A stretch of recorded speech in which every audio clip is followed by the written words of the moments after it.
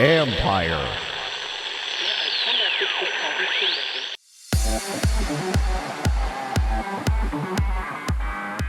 South by Southwest and CES are meeting in the sports tech space. Just general fans, we call them Clark Griswold, men and women, family people that really want their kid to experience and love sports as much as they do, coming together to kind of like, oh, you want to go play pickleball at this event? Great. You want to go watch some like amateur and professional athletes play? You can do that too. That's what we want to turn this into over the next couple of years. That's Chris Buckner. He and partner Lawson created Pokatok, which is ready to launch next year in Houston. This is the Future Sport Podcast. I'm Bram Weinstein.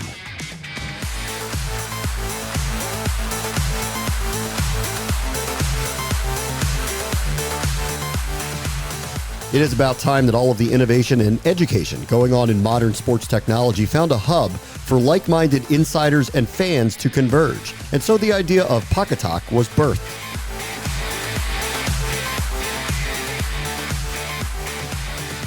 Our guests this week are Lawson and Chris Buckner, who are the co-founders of Pokatok, which is going to be a sports tech expo that is coming next year to Houston. Thank you both for joining us. Thanks for having us. Thank you very much. All right. You guys both have backgrounds in media, like me, and this is very tech forward. So why don't you take us through, first of all, like, how did you land here? Why did you want to do this?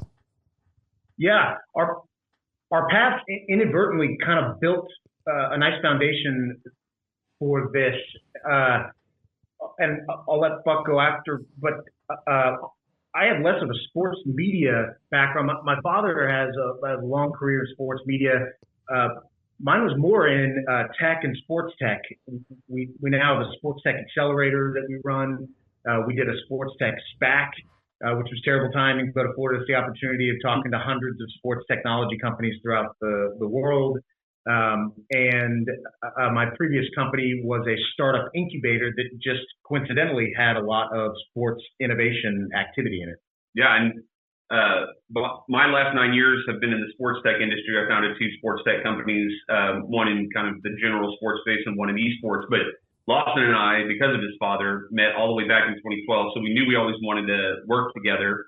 And I was leaving my company before this, and he was leaving his, and we had all of this connections to the sports and sports tech space and experiences. And we thought, why not work on something that we love and we get to work with everybody and we get to literally be friendly with everybody, which is something that we've also strived to do. So we finally got a chance to do it, so we pulled the trigger last year. Okay, so this feels, I want to get into the event in a little bit. This does feel overdue with what's been inundated in the sports industry with so much new technology. Let's just go through some of them and just get kind of your feeling on where all of that is right now. And let's start with NIL and how you think technology is supporting and off of a changing landscape in collegiate sports. Well, funny enough, we have I'm going to give them a shout out. Sure. We've got an NIL company that's actually in our accelerator called Market Price, and that changing ecosystem, it's still, I hate the term Wild West because in esports it's always the Wild West, but in NIL it's the Wild West. You look at like the collectives that are now kind of like going by the wayside. You've got athletic departments, some of them saying like, no, we don't want to run this through the athletic state. Well, we want to try to run it through the athletic department, like my alma mater, A&M. And the technology is now shifting more towards a marketplace for the brands rather than these collectives in a number of different ways, because there's no regulations on the collectives. And now that they've got it's no longer a nonprofit. It's not acceptable for these collectives anymore. So I think it's just going to kind of crumble on that side a little bit. But now you're seeing these marketplaces, whether it's influencer, Market Price, Open Doors, where they're just trying to connect these student athletes with these brands. But really the concentration seems to be more on getting the brands into the platform, if you will, to say like, I want access, and the way that I want to see that access is I want to know about the student athlete so that they can go through a database of, I want somebody that's really into, that's vegan, and I want somebody that's blah, blah, blah, and they can search in these marketplaces to find what athletes they're going to back, if you will, from a brand perspective. When it comes to the general public supporting these collectives, I really don't know what's going to happen. I mean, there's even been hints that the NCAA was going to step back in at some point to try to say we got to regulate this, but it's just wild. I mean, there's been so many companies that have come and gone. There's been so many companies that have pivoted their entire model. So it's going to be a weird couple of years to see what happens with this NIL stuff. Okay, let's talk about, you mentioned esports.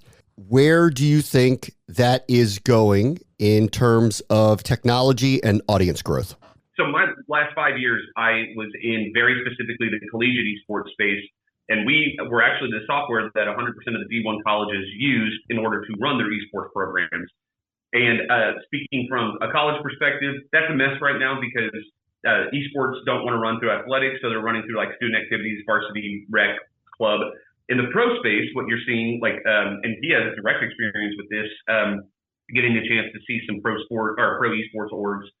You know, is there or was there kind of a bubble when it came to the investment side of esports? I think the answer was kind of clearly yes. They were overvalued significantly because these businesses are really making their money the same way that NFL teams are making their money, which is like merchandise, you could say ticket sales, broadcast deals. It wasn't ever about winning the championship and winning a whole bunch of money. It was about the content they were creating, the merchandise, the ads that they were able to sell against their content.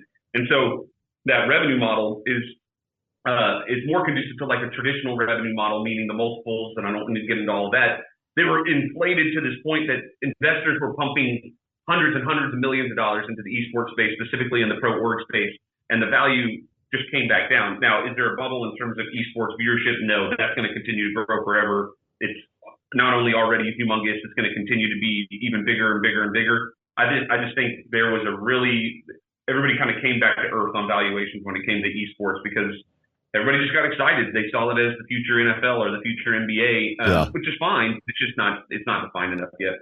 Okay. How about blockchain technology? We've had a ton of guests on this show that have discussed all of its different kind of implementations. Where do you see that going in the near term? Ticketing comes to mind as ripe for disruption. And we've seen a couple technologies that are using blockchain for that purpose. And tokenizing whether it's esports or even pro sports teams, tokenizing, like PSL is essentially for the pro space through blockchain. I'm interrupting. No, go ahead. It's been such a weird thing because now blockchain and crypto are like tied at the hip, right? Like, and now you're seeing blockchain and crypto get involved with sports gambling and betting. If I'm being brutally honest with you, we just don't have enough insight into the blockchain space because it's just kind of been a bit of a moving target. And so it's obviously going to be here forever. They're going to find ways to put people into digital stadiums through this tokenization of certain, whether it's crypto or a token or whatever it might be, based on the teams. I mean, you've seen the stuff that's happened in like the trading card space with blockchain and collectible space with blockchain. And there's some really great companies out there that are doing some cool stuff. I just think that also was like, there was this huge like interest. Hype cycle. Exactly, a hype cycle. And it's kind of come back to earth, but there's going to be a need for it moving forward. I'm actually surprised on the ticketing front that ticketing needs some serious help. And it feels like it's taken a little bit longer than I would have expected on the ticketing front, but I am in no way a pro at the blockchain stuff. Okay. How about wearable technology, data analytics, injury prevention? Where are you all on all of those emerging, well, not even emerging anymore, but all of those different technologies that exist in sports right now? Yeah, it's funny. And just to zoom out for a second, you're saying without saying, but the really exciting thing about the sports tech sector is there are multiple multi-billion-dollar sub-industries exploding in growth that have been over the last 10 years and will be in the next 10 years. And you can kind of bifurcate that subcategory into like the wearables and quantified self movement, which has absolutely transformed the way that people manage their own health and gather data to then derive predictive analytic insights into their health. With the whole human performance side of things, And Sparta Science, another shout out, comes to mind as an awesome example of the sort of the next phase of like biotech analytics as it relates to human performance. They're a platform literally laying on the ground, like a scale almost, that you stand on and do different sort of movements on, and based on the distribution of your weight can produce predictive analytics around likelihood of injury, different types of injury, be that because of like a hip imbalance or an overemphasis on weight distribution on the balls of your feet or whatever. I don't understand it all, but as a guy who's torn his ACL 3 times, this now is able to predict if you're going to tear your ACL, and then once you have, helps you rehab it in the most intelligent ways possible. It blows my mind. I've given you some sectors. What comes to mind when you're thinking about whether your own personal investment in companies or growth? What sectors of sports technology are you all interested in? Well, you know, sports gambling is still not legal in Texas, but that's another gigantic one. The neat and tidy way that when people say, well, what do you mean by sports tech? How we describe it is it's the realm where technologies are disrupting the way the athlete prepares and performs, the audience experiences and engages, and the arena or the stadium houses and hosts. So just to unpack that, for me, the way the athlete is preparing and performing for the sport from professional on down to amateur is really, really fascinating. We touched on that a little bit, but that can be everything extending into like health, wellness, mindfulness, meditation, the biotech side of things, rehab, rehabilitation, and well, to be a little bit more specific, we're working with a couple companies, and 2 that come to mind that if I had just a plethora, I know for a fact I'd be trying to invest in, but one of them is like AI in the sports space, photo recognition software in order to there's the group that we work with. They're part of our labs program, Miro AI. They already work with like the NBA and the NFL, and they do photo analytics on finding out the information that's going on in photo. And they started in the marathon space by recognizing the bibs so that they could find the information on the runners. And they've now like grown up so much that their pictures can tell the NBA and their like social team, for instance, that like, here's an athlete, he is on an upward trajectory, he is shooting the ball, and so it can pull, and like out of tens of thousands of pictures in a millisecond, it can pull out like, oh, I want an athlete that's in the middle of action, I want an athlete that's dunking, I want an athlete that's shooting a 3, I want this athlete. It can do that kind of stuff, and it's just unbelievable.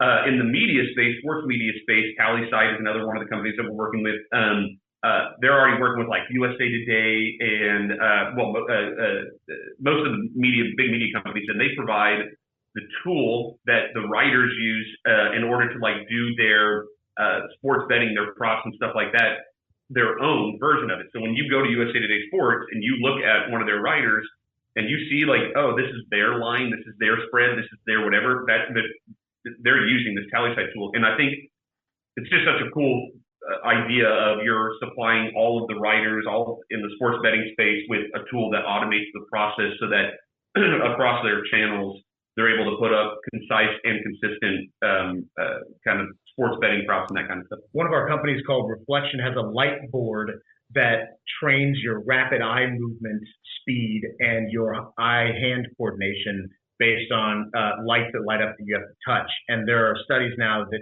show that you can really make advancements in your rapid eye muscle infrastructure, which is crazy. Yeah. And esports players are using that technology too. I know this is a long-winded answer, but there's just so much here. On the audience side, there's this arms race between how great of an experience the audience can have in the stadium versus at home. And in the stadium, we've got a company we're buddies with that it's called Rivalry Tech. It's an in-seat food and beverage delivery app for stadiums. So it's like Uber Eats for stadiums. Skip the line, not the game. If you're delivering me beers to my seat, I'm going to spend a lot more money. Yeah. On the at-home side, there are these in-game micro betting opportunities that come from aggregating historical data and then creating the odds of a specific moment. So like Brady's in a rain game on Thursday playing the Bills and it's 3rd and 4. And so what are his odds? What are the odds that certain things will happen next based on all of the historical data of everything that's ever happened in the NFL? And it creates an opportunity for you to bet in that moment. Blows my mind too. It's crazy. Yeah. All right, let's talk about the event a little bit, which will take place next April in Houston. Tell me a little bit about Pokatok. What are you guys trying to accomplish? You can think of it as 2 distinct tracks. Pokatok X is our sports tech expo, our trade show and conference for the industry, where we will have a packed agenda of keynote speakers and panels on a lot of the topics that we just discussed and more. Networking opportunities, curated one-on-ones based on kind of forms that you fill out of the preferences, things you're wanting to see, startup pitches, product demos, and on and on. Then also a true fan festival with live music and beer and golf simulators and yard games and opportunities really for the fans and fanatics of sports to come and be both a spectator and a competitor in, well, as wide a variety of sports as we can pack into this 4-day period. And that's a big emphasis. This isn't just the baseball, football, basketball show. This is fan-controlled football right next to that golf simulator that's right next to the World Championship of Horseshoes and the Freestyle Trampoline Association doing their tournament and an esports championship that's happening on the stage across the way, and that's how we capture the magic of the World's Fair in our minds. Is that this almost becomes like the United Nations of sports. There are hundreds and hundreds of sports, many of which technology is deeply infused into those sports, and we're trying to celebrate and showcase those as best we can. Yeah, and just to go back to your very first question. Well, in your first sentence, you brought up something that we always want to touch on, is that we want this in terms of the future and the goals and whatever of what this will be. We want it to be a place that, like, I'll say it, we want Nike, for instance, to know that every year 150,000 people are coming down to this event. So they're going to have the main stage from 1 to 2 on Saturday, where they announce the release of the new Jordan. Like, we want this to become like maybe Whoop is releasing their new line of wearables, and they've got the 2-3 slot, and it becomes like this really cool showcase of it for huge brands, B2C, consumer focused, for the festival side of things, where it's all about excitement and seeing what's new. And so you've got the mixture of the B2B side, the expo, the conference, if you will, but you've also got like this fan fest idea where just general fans, we call them Clark Griswolds, men and women, family people that really want their kid to experience and love sports as much as they do, coming together to kind of like, oh, you want to go play pickleball at this event? Great. You want to go watch some like amateur and professional athletes play? You can do that too. That's what we want to turn this into over the next couple of years. What did you pattern it after? CES meets South by Southwest? That's what it sounds like a little bit. Well, because of our proximity to South by, it's been helpful as an analogy to say this is the South by Southwest for sports. And in some ways, that's helpful because South by has such an exciting B2B experience and B2C experience. And that's really what we want. We want this to be for the industry and the startups and the investor community, but also for the fan and fanatic around sports, or for the mom and dad that don't really like sports, don't really care, but their kids do, and they're going to let their kids go and compete in a youth combine while they drink beer and listen to music. Lawson, not the kids, by the way. The kids aren't allowed to drink the beer. So, Yeah, we'll get that clear. Lawson Gow and Chris Buckner are the co-founders of Pokatok. Thank you so much for joining us. Absolutely. Thanks for having us. Thank you, sir. That will do it for this episode. As always, the future is now. This is the Future Sport Podcast. I'm Bram Weinstein.